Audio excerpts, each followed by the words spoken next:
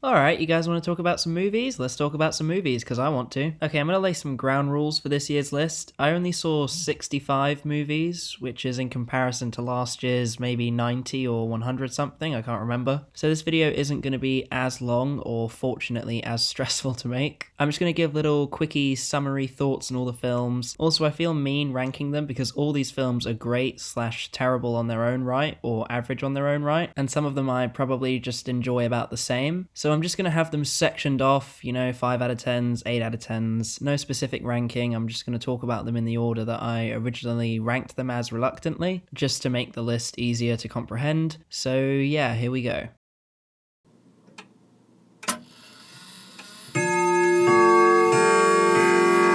What absolute fucking garbage. I used to love Tom and Jerry as a kid. This honestly just ruined my childhood. I was so annoyed at this film all the way throughout. I was not even skipping through it because I didn't have the energy to even do that. I could have not watched it and just watched reviews of it and got the same experience, if not a better one, because I actually like the people who talk about movies like this. Tom and Jerry holds the distinction of being the only film I gave a 1 out of 10 this year. It is just awful. I mean, some of the Tom and Jerry hijinks are kind of cutesy, I guess, and bring back some good memories. But for every Tom and Jerry sequence, we have Chloe Grace Moretz just being irritating as this really annoying, unlikable character. And I usually love Chloe. Also, yeah, Michael Pena and a bunch of other actors that I can't even remember in the film were in it for some reason. It's just exhausting to even think about. I haven't seen it since it came out, and I am not watching it again, ever.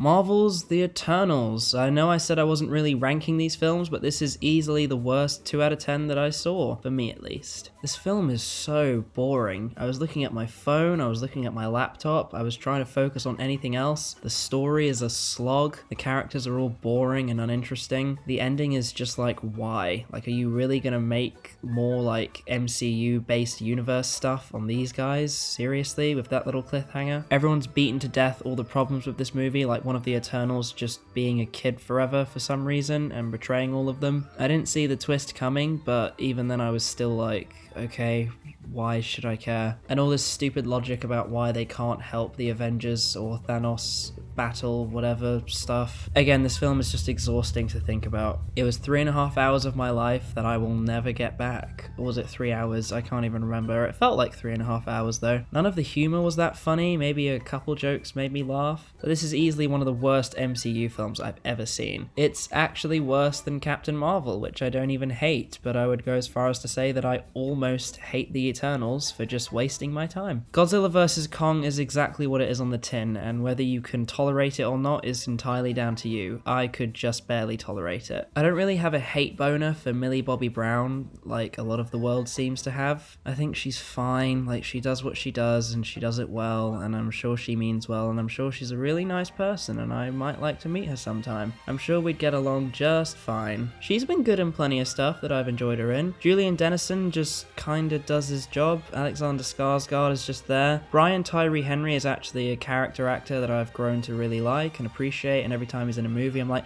oh yeah, there's Brian, I really like him. And he's okay in this movie. Oh yeah, I didn't even mention that. He was okay in The Eternals. He's probably my favourite part of it, to be honest. But yeah, I don't care about Godzilla. I don't care about the deaf girl that he becomes friends with. I don't care about their fight. It's all just an irritating experience. Just headache-inducing, let's beat up a robot monster at the end that's just been developed kind of thing. Again, if you can tolerate that and laugh at it or genuinely enjoy it, good for you, but I can't. I'm sorry. I actually really love the original Matrix. I really love the second one for all the wrong reasons and also the right reasons, and I'm just really not that keen on the final movie in the original trilogy. And then this came along and it made that at least look like a masterpiece compared to this. This is honestly just insulting. Most of it is just archive footage or the actors trying desperately to do their best with the garbage they have to work with. I'm sure they were all excited to be working on this movie and getting paid millions of dollars and revisiting all these cool cool characters, introducing some new characters, but I did not enjoy watching this film. Also, Neil Patrick Harris, like, really? Okay, I get it. I like him. A lot of people do, but he's not really believable as this sort of overarching villain. Then they just follow through with that criticism and turn him into a joke by the end of the film. The whole ending was actually just really weird and stupid, actually. And you didn't even bring the original actor back. Apparently, you didn't even ask the original beloved actors.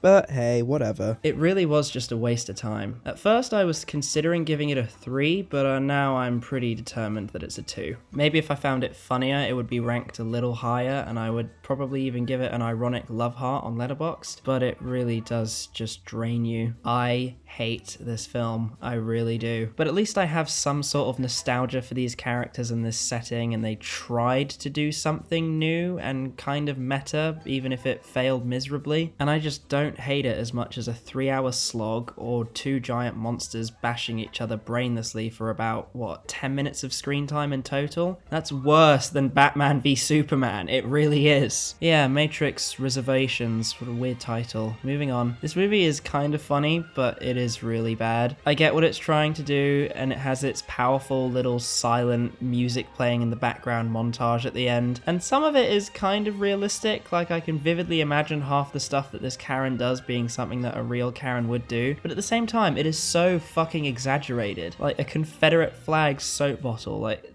that's just so funny to me. It's so poorly made as well. The acting is all really amateur. Even Taryn Manning just had me like, yo, what are you doing? I mean, I hope she was having fun doing it, but I can't say that I really enjoyed watching her, to be honest. Unless, of course, it was to cringe at her a little bit. Also, at one point, Karen very blatantly tries to fuck the guy, and I'm like, what? Like, are you just angry because you can't get black dick, or do you genuinely just not like black people? I don't understand. I really love Dawn of the Dead, and Zack Snyder is a director who, while he has said and made some questionable things, I do kind of respect from at least a visual standpoint. What really made this movie not as awful to me as most people found it to be was the behind-the-scenes featurette. You can tell Zack and the people he works with are genuinely passionate about filmmaking, and they do kind of think about what they're doing, even if it doesn't make all that much sense from a logical or story-based perspective, and it all is just kind of visual. I mean, this film, it's nowhere near as visually slick as a lot of his other movies. In fact, it's actually quite dry and miserable and made me feel a bit depressed watching it, which is weird for like a Las Vegas heist movie with zombies, and the poster's got all these colors and it's got this opening montage where it's like, Viva Las Vegas! The actors all do just a really average or really bad job. Nothing about this movie works, and like I said, the only reason I don't rank it any lower is because I do actually respect the effort that went into it. Here's an example. The visual effects for the most part are awful, but I actually read about how they replaced one of the actors really last minute or something, especially during that helicopter sequence, and I actually could not tell that it was mostly post-production stuff. Like, after reading that, I was like, oh wow, really? Okay, I did not know that. And the effort they went through to make the whole Las Vegas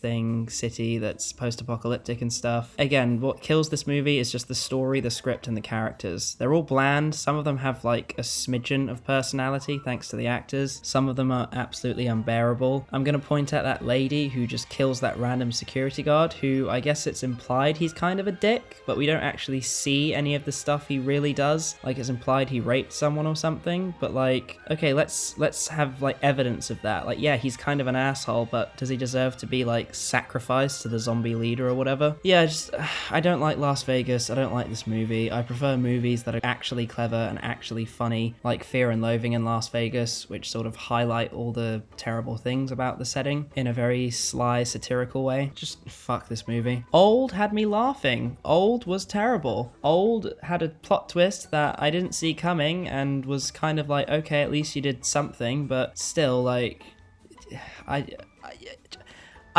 can't with this movie. It really is just M. Night Shyamalan terribleness just dashed onto a canvas with like a massive bucket of paint. Like the kind of bucket of paint that's just a whole bunch of colours mixed together and it's gone all brown and gooey, and you can still see a smidgen of the colours in the brown goo, but not really. It's just, that's what it's like. It's the stickiness. I really don't like this movie. It's just poorly made in every way. But again, it had me laughing a lot more than anything like Army of the Dead or Karen or The Matrix Resurrections did. Again, mainly laughing at it, but still laughing, so I wasn't completely bored while watching it. You just have to marvel in the career drop this guy had. It is honestly incredible and fascinating. Yeah, not a lot of respect for old, to be honest. I felt old watching it. Moving on. Yes, a film called Space Jam, where there is no space and there is no jam. Well, there's a bit of space, but the jam sucks, so, you know. Space Jam: A New Legacy is by far one of the biggest cash grabbiest pieces of garbage that's been made in recent years, but I just didn't quite hate it as much as everyone else did. I didn't really find it ironically funny or anything. The story is really stupid, all the characters are really lame. I will say that I actually found LeBron James to be a slightly better actor than Michael Jordan. Of course, MJ is the OG,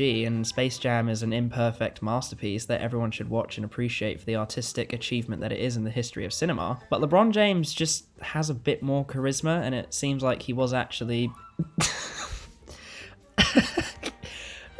passionate about Space Jam: A New Legacy.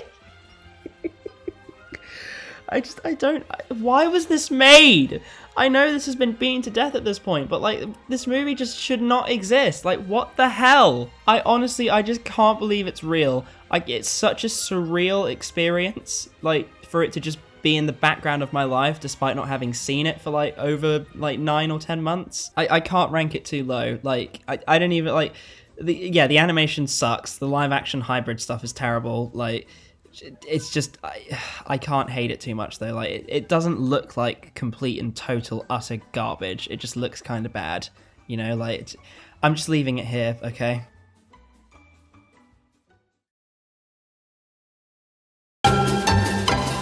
So, this movie, again, my boy Brian's in it. Again, character actor, gotta respect the hustle. He's in a lot of movies. He always pops up. I like seeing him in these movies. Amy Adams is awesome, of course. I don't actually remember anything about this movie. It was on Netflix, and I thought everyone's kind of talking about it. They're saying it's kind of bad. I might as well give it a watch. Maybe it'll be funny. I think it's supposed to be a Rear Window ripoff, but with agoraphobia as the main topic, instead of being stuck in a wheelchair for the rest of your life. But I just couldn't sit through it. I fell asleep, and by the time I woke up, I had no idea what point in the movie I was at or how much I'd missed. I could not be bothered to even go on Wikipedia and read about it or anything like that. I just hopped onto IMDb and I gave it a 3. 3-4 did not actually finish, and it was kind of bad and boring, but not the worst thing I'd ever seen, I guess. But yeah, I guess you could say technically it's closer to a 2 than a 4, but it's still a 3. I really don't know what to say about this movie. Music was really funny. It's the most unintentionally kind of offensive and just sloppily put together musical, I guess, that I've ever seen. I'm not really that familiar with Sia or her music, but you know, people say it's good. I think maybe she's directed some of her own music videos, so she has some experience in the directing field, but that does not mean you should direct a feature-length film all on your own with a script that you wrote and clearly not a lot of research into autism. I guess the girl playing the autistic girl music did kind of a good job. Like, I believed she was mentally disabled at least, but this film just gets so much wrong. It also suffers from that magical trope, you know, where in movies it's just like a really nice friendly black guy that can do no wrong and he helps out the white man or whatever. I guess Kate Hudson was fine, like whatever, she did her job as a recovering former drug addict or whatever the fuck. The script is so fucking dry and convenient and cheesy, don't forget. How anyone thought this was a good idea, I have no idea myself. So, Venom, there will be a carnage! There'll be a carnage, Venom! Carnage! This movie sucks! I like it better than Morbius and the first Venom movie, at least, but that's really not saying a lot. The first Venom movie just kind of irritated me when I first saw it, and then when I watched it the second time, it was like, okay, this is kind of a really terrible film, but I can kind of get some enjoyment out of how pathetic it is. With this film, I didn't even really get that. I wasn't exactly bored, I was more just kind of blank in face, if that makes sense. I didn't really feel anything while watching this movie. It felt inconsequential. It's difficult to describe, but a movie where nothing happens is just a film where stuff does technically happen. Obviously there's motion and there's audio and there's special effects and red symbiote smash black symbiote, and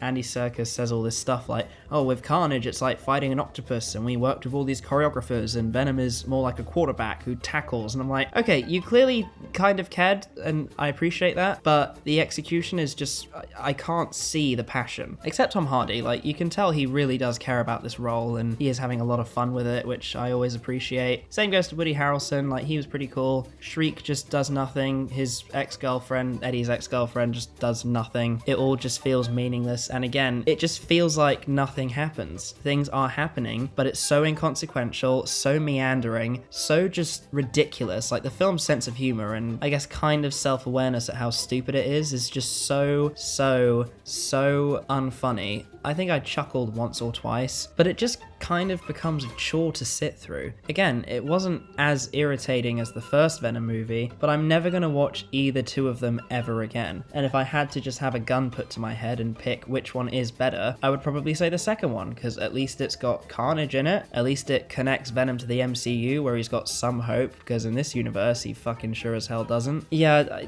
I think people are just gonna forget about this movie. It could have just been on VOD, like it didn't need to be postponed for a year to come out in cinemas. Like it's just unnecessary. And again, I feel like they only did that for the MCU connection, so moving on. Again, a film that pissed a lot of people off, but didn't quite piss me off as much. I'll just be the first to say I am quite a big Chris Rock fan. I loved Everybody Hates Chris. He's my favorite voice actor in the Madagascar series. He's been in some funny films that I appreciate as comedies, and he's very good and funny in. His stand-up ain't too bad. Of course, everyone's talking about the Incredible Slap, and I have pity for him because he didn't really do anything wrong. The Smiths are just crazy people, and I am kind of scared of them, Jada in particular, or Jada, who gives a shit. But yeah, Spiral, that's how uninteresting this film is. Like, it's just Seven with Saw elements, and the original Saw was already Seven with like cube elements, so it's basically just doing the same thing the first Saw movie did, except it's a lot poorer. There's no Billy the Puppet, there's no John Kramer, Tobin Bell stuff. It's very much just, I think, an excuse for Chris Rock to have a bit of fun doing a bit of his stand-up routine in the middle of a horror movie. They actually made this in favor of a cancelled Saw movie, Saw 9, which actually would have had Tobin Bell in it. God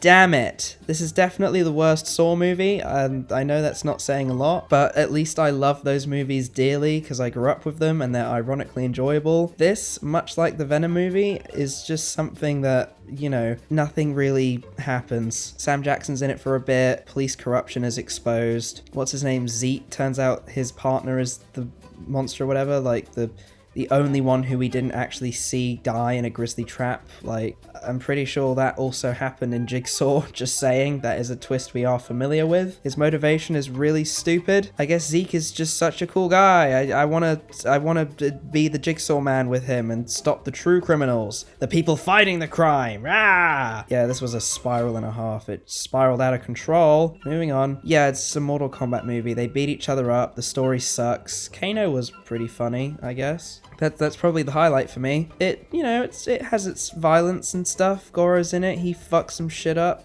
People get cut open and stabbed and have their souls sucked out. I know certain fucking sociopaths were complaining that the child murder wasn't actually seen or whatever, but it's like, I don't care about that. The kid still got like frozen. Like, it's an intense enough moment. It's a shame it just isn't shot or edited very well, so it loses all the tension. Great. But yeah, there's a vague story. It's definitely much better than Spiral and Venom, and it's not offensive like music, so it has that going for it. Just a dumb action movie. Maybe it could go up to a 4 in the future, but it's just, I felt nothing while watching it. Again, I laughed a little bit at funny Australian mercenary guy, and yeah, most of the acting's terrible, but that isn't a surprise. Don't Look Up is just annoying. I did not want to look at it at all. I have very mixed feelings about Adam McKay. He's made some movies that I really respect and enjoy and find funny, but then again, he's also revered as being one of those directors that kind of makes very annoying films that people don't really like that much. This is definitely falling into that category. The editing's bad, Jennifer Lawrence is really annoying in this movie. Jonah Hill's fine, I guess. Even if his character was really fucking annoying. The villain or whatever was extremely irritating. Some of the cameos in this film were kind of cringy. The rest of the cast are honestly pretty great. I get the social commentary and the satire of this movie. I agree with its messages, I guess, but you can also agree with these messages without supporting the way they're presented to you. Like, the way this film does it is just so cringeworthy. I cannot stand it. But